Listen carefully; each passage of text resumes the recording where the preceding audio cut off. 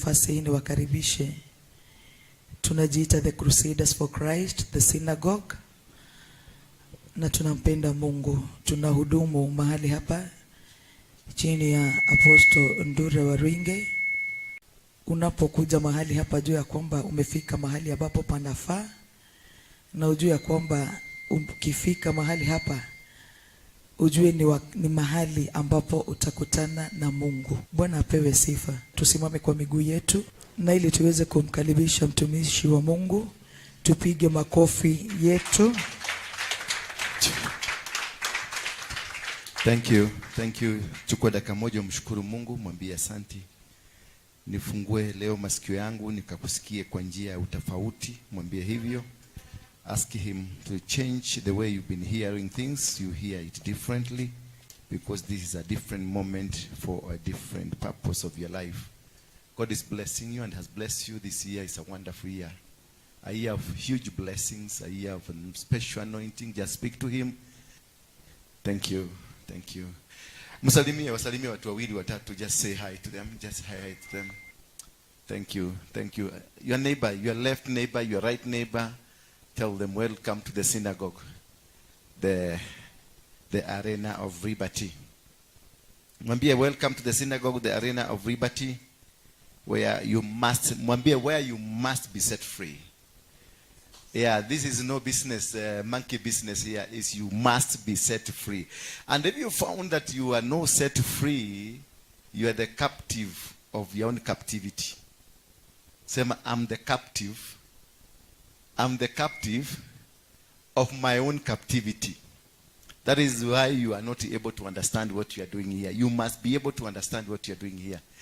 Asante sana, you may get seated. Thank you for coming. Thank you very much. Today I want to speak to you about the power in your tongue. Bwana asifiwe sana. Tell your neighbor, I have the power to speak. I have the power to decide my life. And I have the power to prophesy over myself. You don't need a prophet to come and prophesy over your life. You need to prophesy first. You prophesy to yourself. You can never, even if I come and prophesy over your life, and you have not prophesied over the same life, then it is null and void. I can come and tell you, naona magari, naona manyumba, naona kila kitu. But because inside your heart you are poor, you will remain poor, despite of the prophetic messages that will come upon your life. You must first begin with yourself prophesying. I'm not a failure, but I'm a winner. Bwana Yesu asifiwe sana. I'm not number 2, I'm number 1. I'm not the tail, I'm the head. Once you know how to prophesy over your life, anybody that will come, I will come and say you are blessed, and it shall come to pass. But if I'm prophesying to a dead person, the dead will not come. If I'm prophesying that you have a car but you are dead, it's only that you are walking, then the car will not come, because the car will not come to a dead person. Bwana Yesu asifiwe sana. In the book of Isaiah chapter number 50, verse number 4, the Lord has given me the tongue of those who are taught. So you must have a tongue of those who are taught. I can walk with you for 10 years, giving powerful messages to everybody, and the people benefiting from my message, but you are not benefiting because you are dead. The tongue that has been given to you is a tongue that is not teachable. You must have a teachable tongue, a tongue of people who are taught. For you to win any single battle all over the world, in every situation, in every manner of you must be taught. Nobody has won any battle without knowledge. Jesus won the battle of Lucifer himself by mentioning and quoting the Bible. That is why he was taken to the synagogue at the age of 12 years, so that he can be taught. Because God knew this man, Lucifer, knows the Bible, knows the scroll. And when Lucifer came to Jesus, he told Jesus, it is written. Lucifer never told him, I prophesy. No. The power is in what is written. Is the power in the name of God, in the word of God. That is where the power is. The power is not in the prophetic word I give you. Every prophetic word I give you must be grounded on the Bible, because the Bible forms the basis of making you become. But any word I give that you going, nakuona gari nakuja. Hey, naona Bwana nakuja. And I have not grounded, based my prophetic word from the word. That is useless and fake. And because hiyo ndio mnataka kutoka kwa madefina, ndio inasema wewe tu ndio umebarikiwa. Nimeona ukiendesha jeep. Lakini ukitafuta hapa kwa Biblia hakuna jeep. Rudi kwa Biblia uangalie kama kuna jeep. Ukiona kuna jeep unajua aliongea ukweli. Bwana Yesu asifiwe sana. I'm supposed to release a blessing based on the Bible. I'm supposed to tell you that you got the power to triumph over snakes and the scorpion, and then I get it from the Bible that it is true, it is in the Bible. Jesus said what? Jesus told them. He told Lucifer, it is also written that man will not live by bread alone. He never said, I'm the Son of God, I rebuke you in the name of my Father. No. He went back to the quote that the devil quoted. That is how to win a battle. You go, the devil will quote to you that you are going to die. You go back to the Bible and you say, the Bible says you shall not die. The Bible says the devil comes and tells you you will not win any battle. But you go back to the Bible and say, God says, I will never forsake you nor leave you. Go back, because the devil, Lucifer, will always quote the scroll. Lucifer has never quoted it from outside. And that's where you're divided. Me, I was to a Muganga, and this Muganga used the Bible. He didn't use any other scrolls. He used the Bible. And he gave an information that was accurate about my life from the Bible. Who was giving this? That Lucifer himself. But you don't want to sit down because you are expecting a miracle from me. You are expecting then you think this is working. It can't work. That is why Christians are poor. Because a Muslim bases anything that he does on the Quran. Anything. Hata kuenda choo, Quran. Hata kukojoa, Quran. Hawezi kubali makojoa yake mumwagikie kwa nguo. Because the Quran prohibits. Hawezi kuenda na tissue paper naenda na maji because Quran says so.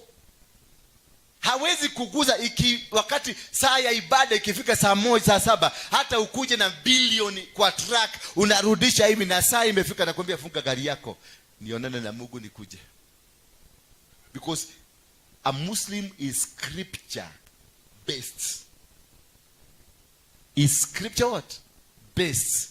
You only mention Jesus ukihegwa. Jesus. Sasa hiyo unaenda kwa Google. Nasema Jesus. That is the day you mention about Jesus. But these other mukikula chapati, mukikula kila kitu ni masegenyo. Nakumbuka nani? Jennifer Kai. Nilimkuta Jennifer. Amekoda. Kai. Jitema. Baka huko. Niwakanika huko. Hata unaweza kuhangi kikapu na kisimame huko. Hiyo ndio story. Lakini sasa masiwa ikimwagika kwa jini mukiseganyana. Nasa, Jesus. Oh my God. But you ask God, from which verse have you quoted that God from? Ama maziwa imeandikwa aje wakati maziwa itamwagika. Ndipo ndio utasema oh my God. There is no verse. Bwana Yesu asifiwe sana. You must be taught the word of God. Because through the word of God, you understand the principles of the kingdom of heaven. This Muslim, they know walizaliwa kama mwanaitwa nini Ismail. And Ismail prophetically aliachiliwa baraka. I know you don't know that. When sunanaka ninaenda kazi. Wewe ndio niniandikia message ukaniambia nisitafute wengine wamezidi sana. Wananiambia nisitafute watoto wangu wengine. Sasa nifanye nini? Wakufe huko ja. Na niko hai. Ati ndio nikae na bibi si akae. Mimi na bibi na watoto nani tunashare blood? Sini watoto.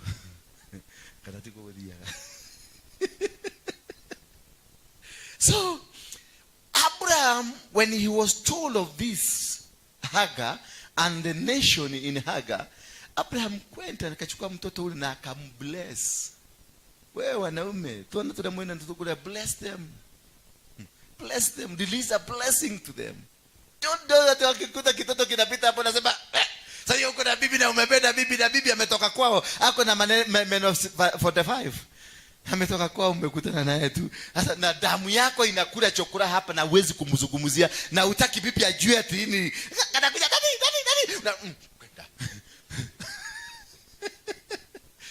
That is where you're suffering.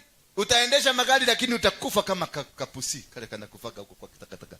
That is your blood. The blood will cry. Blood is thicker than water. Blood is so powerful. If you have a kid somewhere, just go and pick that kid. Don't mind about your wife what she say. No, don't worry about her. Tell her, this is my blood. You are not my blood. I'm not advocating for divorces. I'm advocating make your path straight. Talk to your wife, tell her, this is my blood. Hata kama unataka DNA twende, tupime DNA. I'm not bothering you. Hata kula chakula ya watoto wako, nitangangana wapate chakula. At least kama wako. Because huyo anakula kwa chokora na huyo anakula chakula ya fridge. Au utashida ukiwapeleka hospitali na ule aidagi. Ukapata mtoto wa chokora ako hospitalini ni mgonjwa amelazwa, alikoko na gari. Lakini siko ugonjwa. Na anakula kutoka kwa mapipa. Because they have a special protection. There are men out there. Kuna wanaume na wamama wako huko nje ambao wamezaa hawa watoto because they were not dropped from heaven. So when they are crying, the cries goes directly. Sasa hiyo umekaa na watoto mmekula ile nyumba za huko Ruda na huko inakuwa na dining room mkubwa vizuri, inazunguka, unarusha kakitu kanaenda shu, naona masahani zinazunguka na chakula inazunguka. Sasa hiyo mtoto wako anakula na anaokota huko mkuru kwa kule kwa Dadora. That is where I started my life in Dadora. Tulikuwa wanaleta ile kaburi inaitwa Nas, ni makaburi zingine za kuja kutupata kataka huko.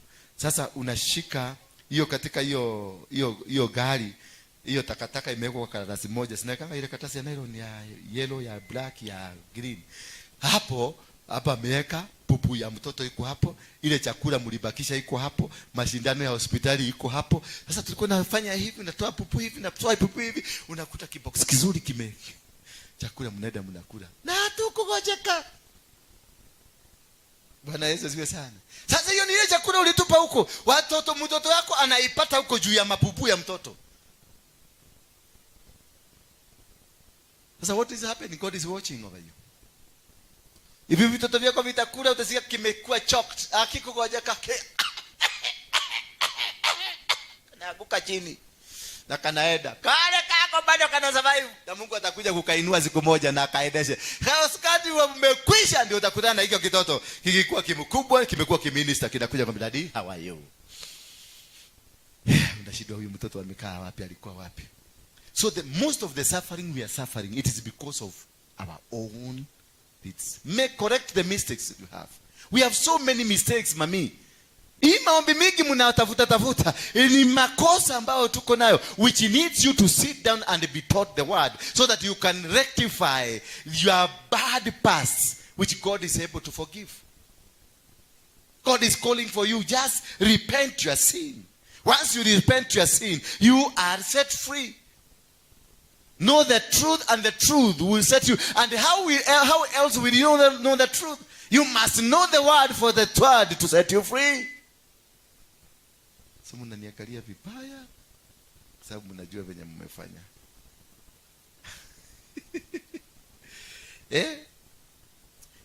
That I may know how to sustain with a word him who is weary. A tongue that is teachable, so that I can be able to sustain myself with the word. So you need the word to sustain you. You need the word to sustain your business. You need, because this business you have is found in the Bible. Anything that you have, it is biblical. Deuteronomy 28, that I will bless you when you go in, and I will bless you when you come out. So there is this part of God that you will go. That he will bless you in the village, and he will bless you in towns. He will bless you in your country, and he will bless you in a foreign country. It is biblical. So that's nothing new. But when you go there and you fail, you are failing because there is a principle you don't want to apply. Because in Deuteronomy 28, the Bible says, let me read it for you, because you sometimes mnasemanga huyu jamaa somagi Biblia. Ni kama ako na Biblia yake. Hapana, nasoma yangu hii hapa, imeandikwa na Mungu. Iko hapo ile kitu sijuagi sana. Deuteronomy inakuwa nyuma ama mbele. Hiyo sijajua, lakini najua Biblia iko hapa yote. Nilisoma nikiwa shokorana. Ulikuwa shukuru na mimi. In Deuteronomy 28 the Bible says, and if you faithfully obey the voice of the Lord your God, being careful to do his commandment that I command you today, the Lord your God will set you high above all nations of the earth. It is about obeying the voice. It is not about going to do business. It's not about making a lot of money. It is only obeying carefully, obediently, and diligently the voice of God. Only that. And he will raise you high above every other nation.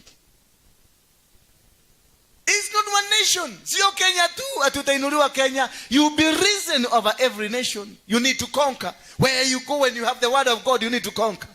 When the missionary came, they didn't come with guns, they came with the Bible. They came with the word of God because they knew the word of God will make them have land. They knew when they come to Kenya with the word of God, they will rule Kenya. They knew when they have the word of God, they will come and suppress Kikuyus, suppress the Luos, suppress everybody, and they will conquer everything. And they subdivided themselves. Wakagawana, Wakikuyu wakakamatwa na watu wanaitwa PCA Presbytery. Wameru wakakamatwa kwa Meru na kitu inaitwa Methodist. Wajaluo na Wakisii wakakamatwa na ACDA.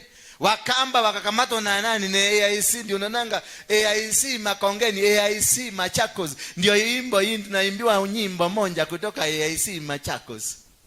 Because they conquered tribes using the Kikokona, the word, and they picked it from the Bible. That's when I say Dr. Kraft, where they started, you will find that the oldest church is an AIC church.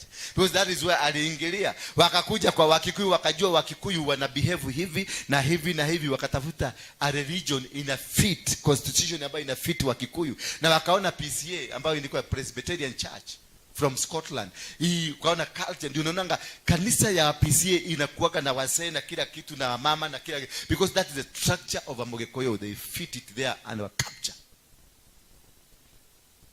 Hello. Ukienda kwa Ameru angalia Methodist, enda angalia kanisa ya Methodist, ina behave tu kama Ameru. Iko na kichwa gumu kama Ameru. Wewe ni Methodist, ulikuwa huko, umewahi kwenda huko?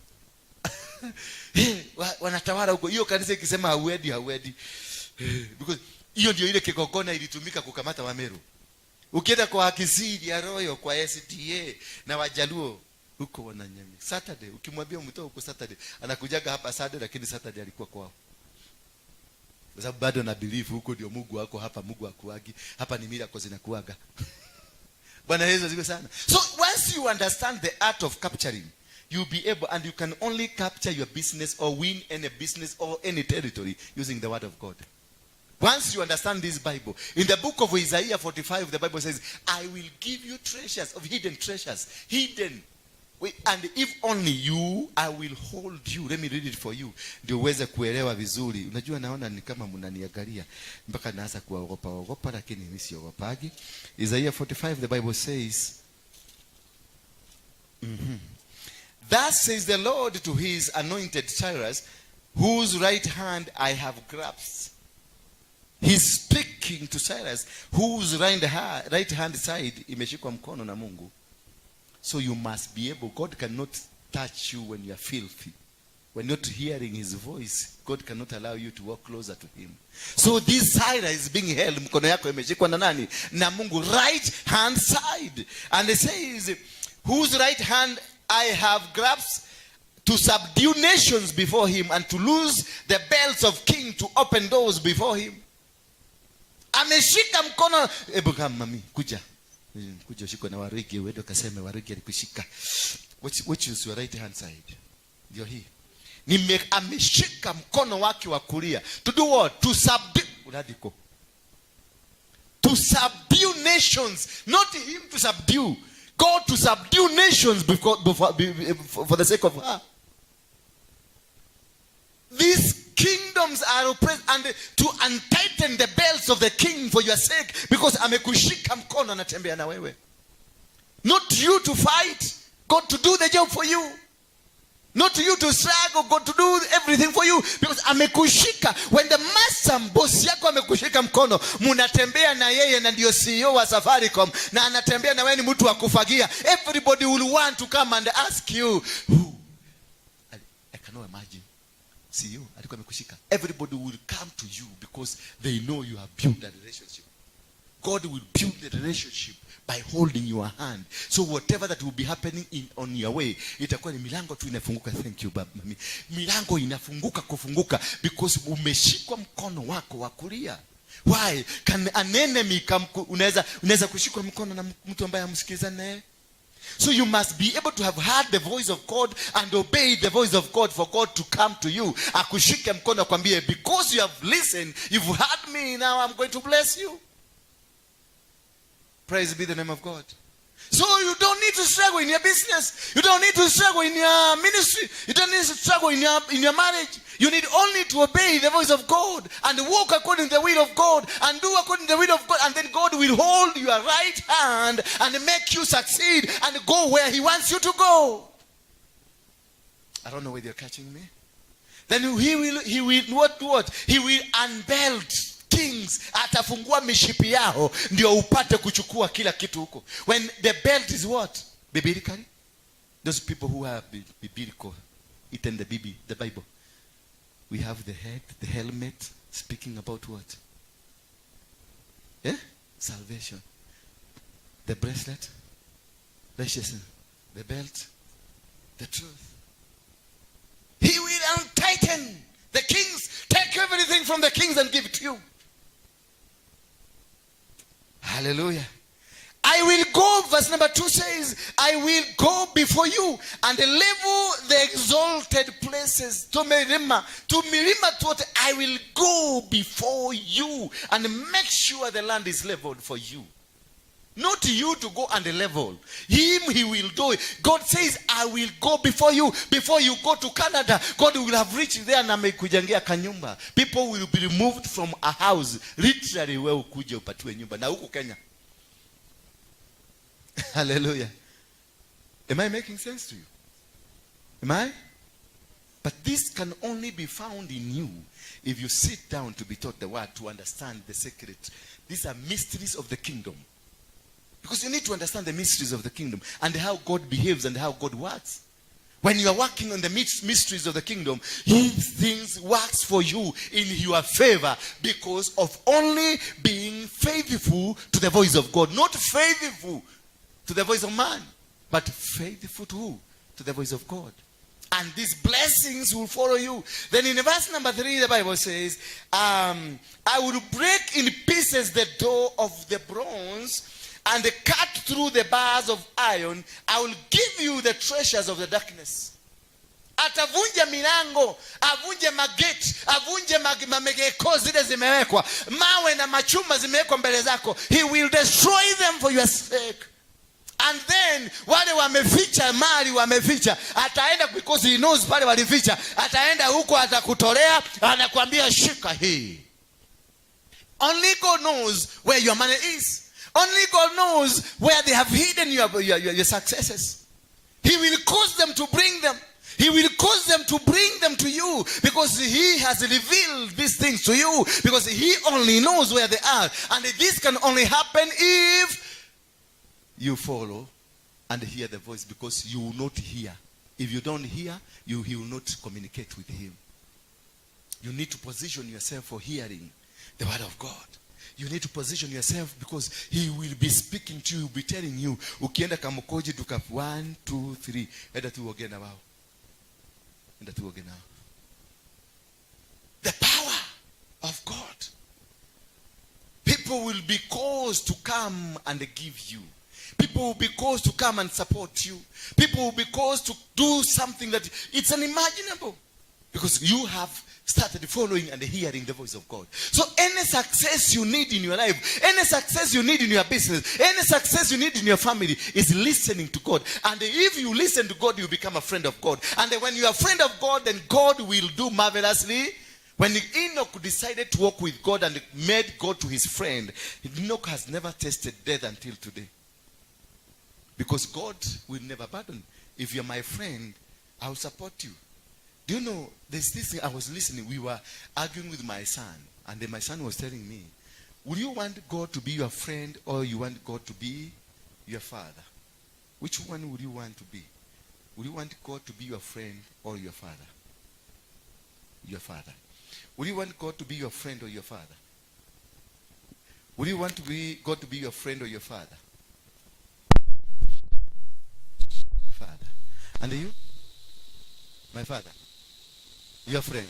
And you? Yeah? Your father. And you, Beatrice? Your father. My friend. Me, I will choose my friend rather than my father. Hallelujah. You're a girl. You are a girl.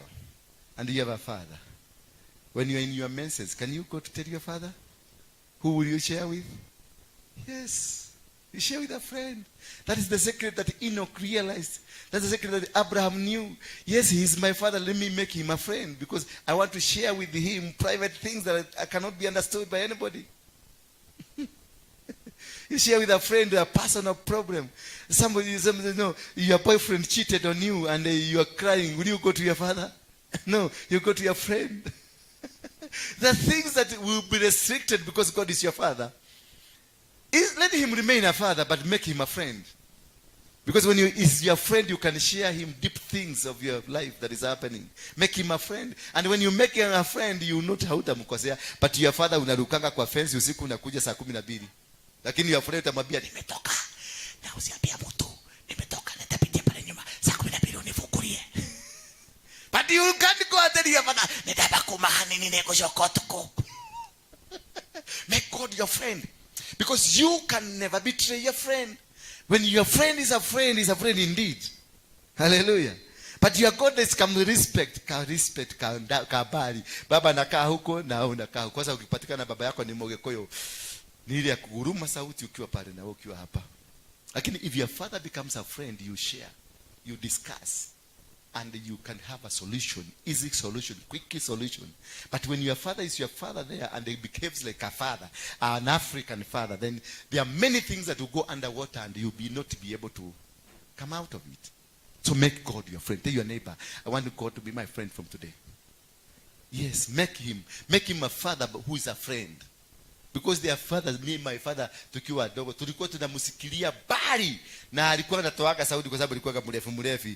Na unajua msee mrefu ni wale ambao wamekunywa pesa yote na hataki kuja kuulizwa maswali nyumbani, hakuna sukari. Sasa alikuwa kwa geti pale. Mede wajo jironi hakako mashoro. Tosha mtoto kwa kitanda, kila mtu kwa kitanda. Na anakuja na amekuja na nyama kilo 1 na hiyo ni yeye atakula. Sasa akishiba ndio mnakatakatio. Ulikutana na hiyo wazee? Akishiba. Na ametoka nayo bali. Badala angekulia tu huko.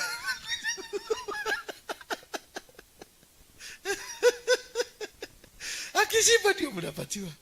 Nishamani tena mhudhurie sio? So that is it. Understanding the mysteries of the kingdom. When you understand the mysteries of the kingdom, you stop behaving like a baby. Because the mysteries of the kingdom is not salvation. Salvation is the mystery of the blood of Jesus Christ. And the blood of Jesus Christ will not command you to become rich. It brings a relationship between you and God. It is a platform of your relationship within you and God.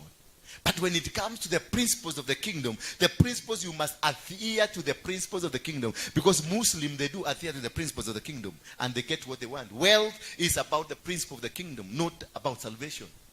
The poorest people now are Christian. Yet they say blood of Jesus. Was Abraham saved? Was Moses saved? Was Moses saved? None of them was saved. Abraham is the father of faith. Abraham, the blessing was given, the blessings of the world. The blood of Jesus is a platform for you to have a relationship with God so that you can understand the teachings of God. I say, hello. Once you have the platform, which is the blood of Jesus, that connects you to be the friend of God, now God will tell you, before you get this, you must raise this altar. Wherever Abraham, wherever Moses went, they raised the altars. Abraham, for him to become a father of faith, God asked him, bring me your son. And when he was about to slaughter the son, God appears to him through what? A goat. And he gives because of that faith. Because God is not interested in what you give. He's interested what is your heart towards what you are giving.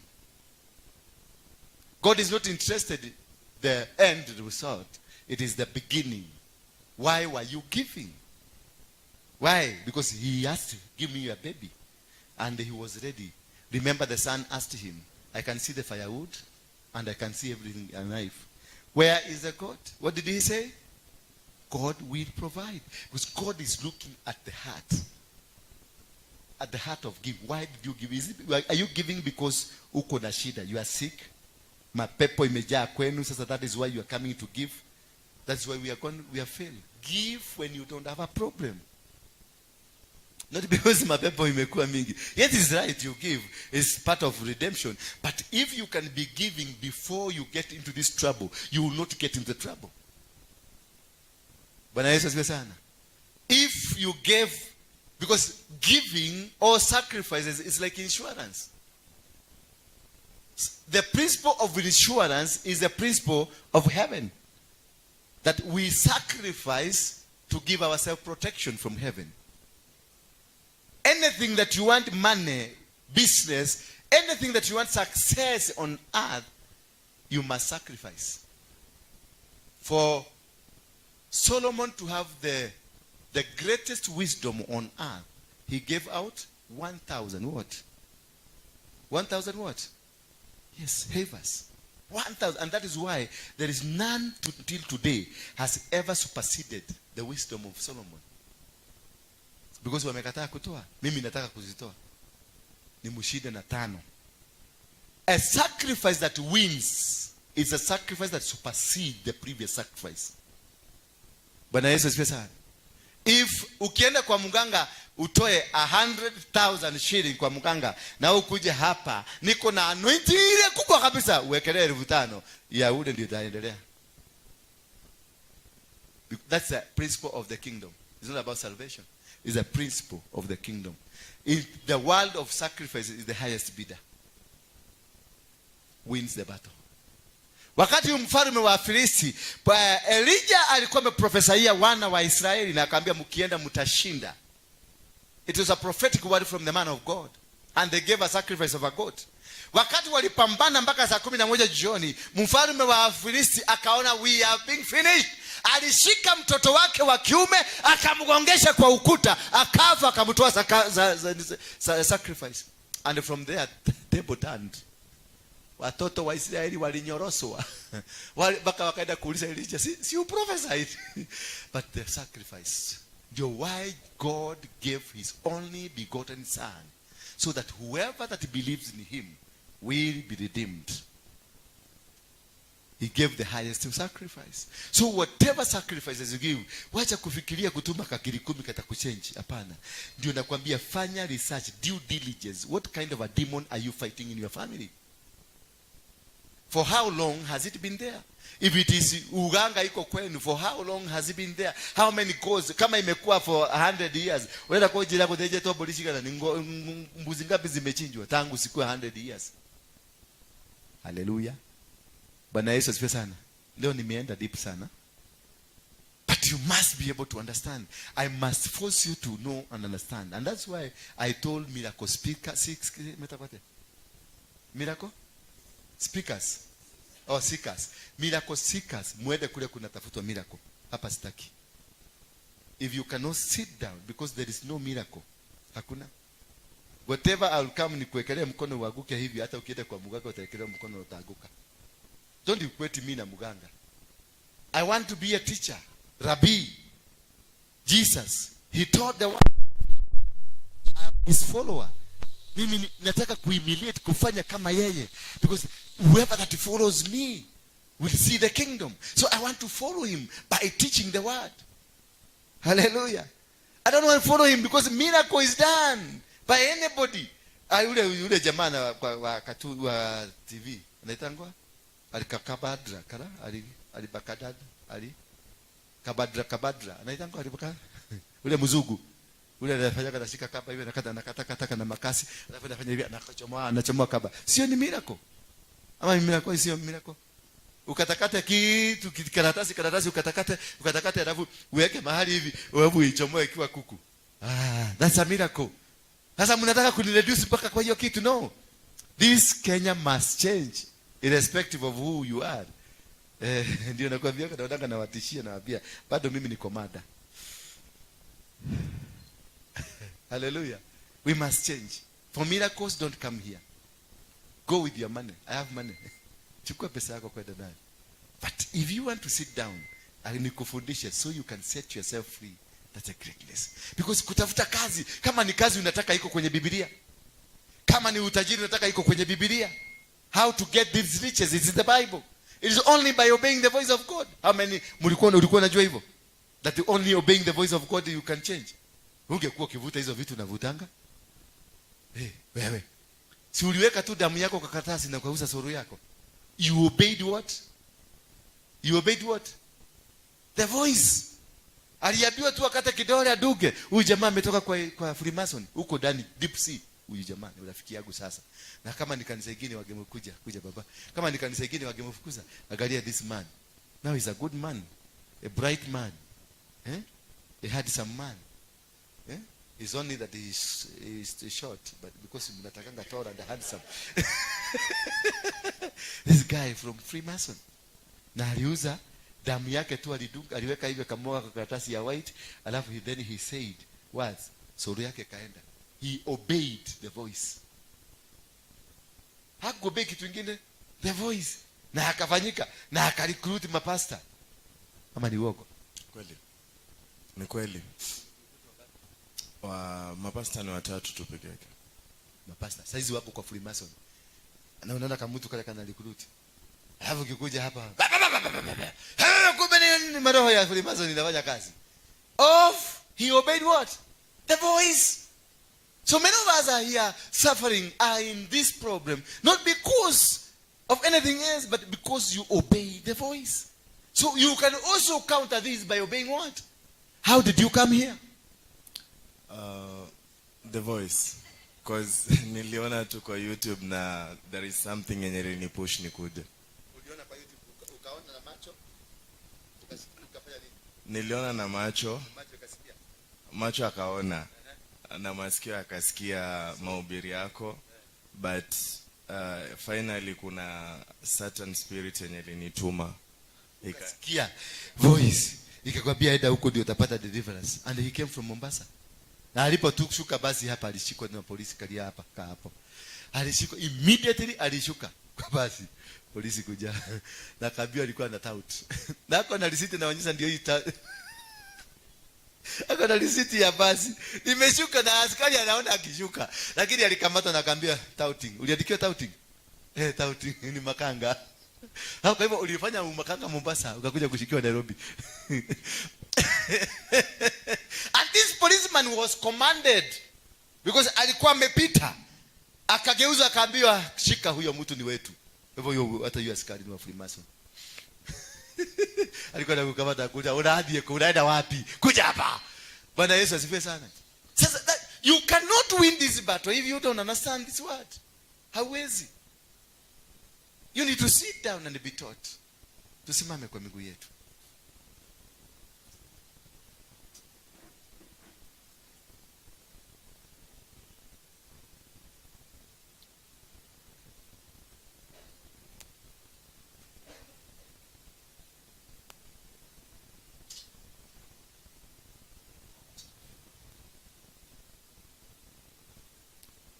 For this verse number 4, the Bible says, Isaiah, for the sake of my servant Jacob and Israel, my chosen, I call you by your name.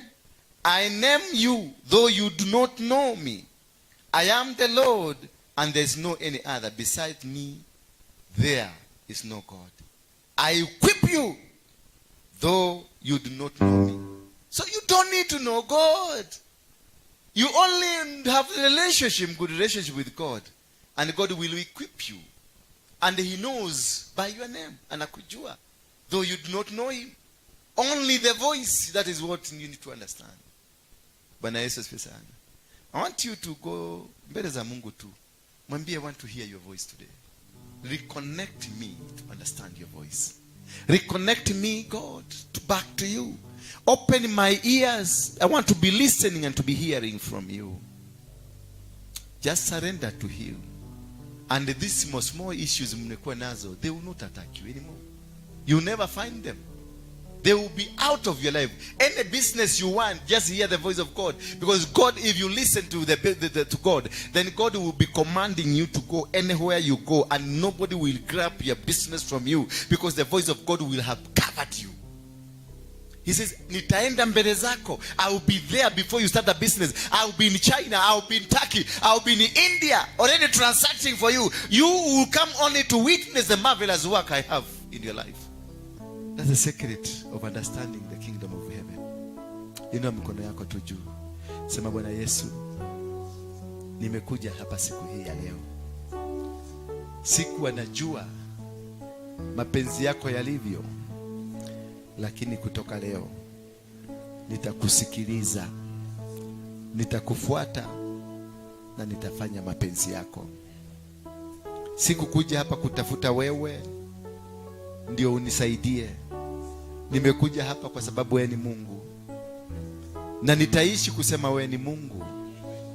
Nikiwa nazo na nikiwa sina, utabaki kuwa Mungu.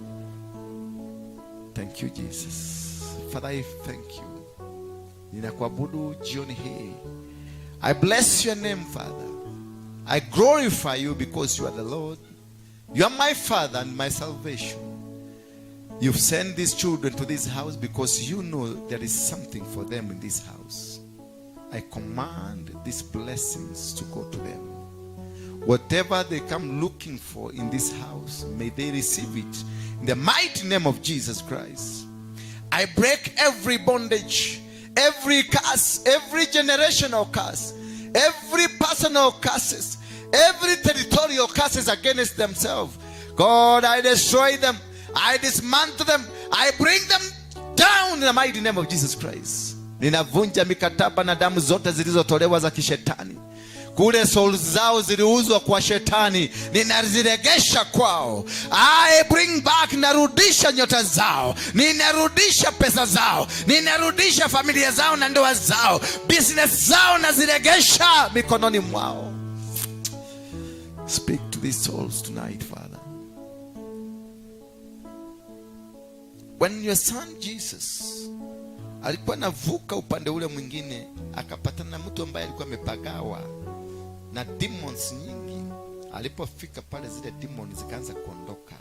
Thank you, Father, for hearing our prayers, for listening to us, and for opening our ears towards you. We have surrendered. I give you these children. They have already surrendered to you. They want you to use them, teach them, and allow them to hear your voice in whatever circumstance they are in. They have given their sacrifices here, God. May you open every door, every window, and every opening they deserve. With the book of Isaiah 45, may every iron gate that is against them be destroyed. Every hill that has been raised against their businesses, against their families, be leveled in the mighty name of Jesus Christ. I set them free from the bondages, traditional bondages, forces of darkness, spirit of witchcraft, the spirit of Freemason, and the spirit of Illuminati. It doesn't matter what kind of it is. I destroy it in the mighty name of Jesus Christ. May your name be glorified. In Jesus' name we pray. Amen. And now may the grace of our Lord Jesus Christ and the love of God and the fellowship of the Holy Spirit be with us now and forevermore. Amen. Let me tell you one thing. From today, I'm not that ordinary person. I've been anointed to break the yoke. The sky will not even be my limit. I will conquer them that will come against me. Anything I want, I will get. Wherever I'll go, I will win. All the forces of darkness will never prevail over me. Will never prevail over my family. Will never prevail over my business. My God is my Redeemer. Amen. Thank you. God bless you.